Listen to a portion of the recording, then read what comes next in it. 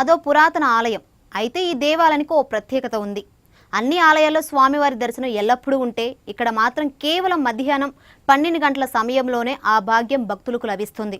నిత్యం ఆ సమయానికి స్వామివారిపై సూర్యకిరణాలు పడితే భక్తులకు దర్శనం లభిస్తుంది. ఇంతకీ ఆ వింత ఆలయం ఎక్కడుందనే కదా మీ doubt. Let's watch the interesting story.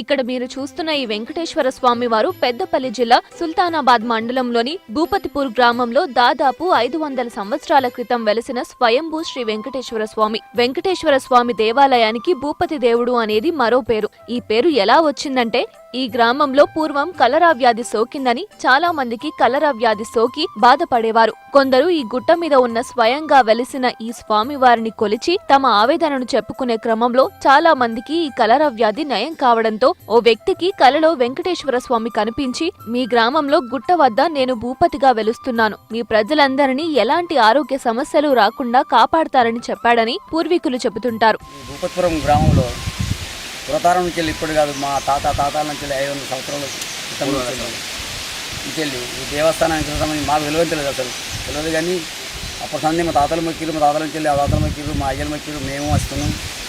అన్నీ ఇక్కడెక్కడల్లో వచ్చి ఇక్కడ మొక్కుతున్నాం. అందరికీ కోరికలు తీరుస్తుంది దేవుడు. ఎవరికైనా కానీ సంతానం వారికి సంతానం ఇస్తుండు, అన్నసంతానం కూడా అన్నసంతానం ఇస్తుండు. ఏది కావాలంటే అది. పెళ్లి కానీ వాళ్ళు కూడా ఇక్కడ పెళ్లి చేసుకుపోతుంది.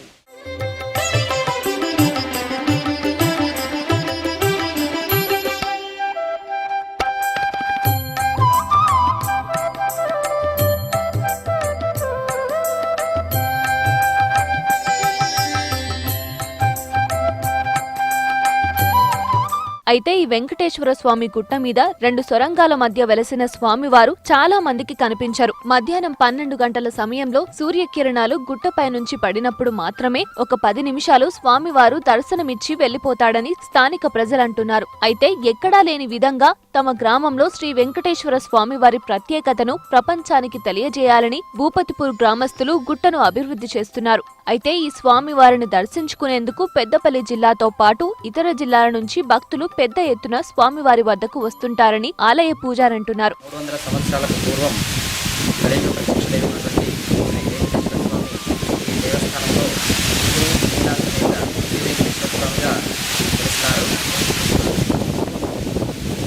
ఆ రోజుల్లో అందరూ ప్రజలు కలరా వ్యాధి వచ్చి బాధపడుతుంటే అందరూ వచ్చి ఈ గుట్ట ప్రాంతంలో నివసించడం జరిగింది.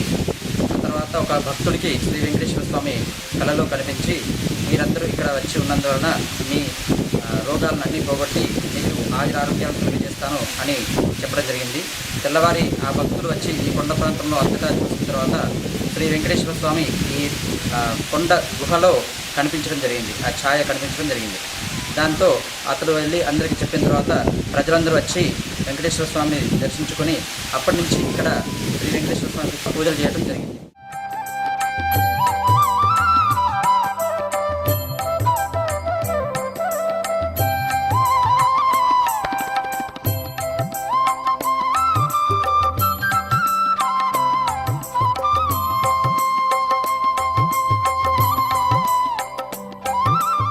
కోరిన భక్తుల కొంగు బంగారంగా నిలిచే శ్రీ వెంకటేశ్వర స్వామివారి గుట్ట అభివృద్ధి చేయాలని స్థానిక ప్రజలతో పాటు స్వామివారి భక్తులు కోరుకుంటున్నారు.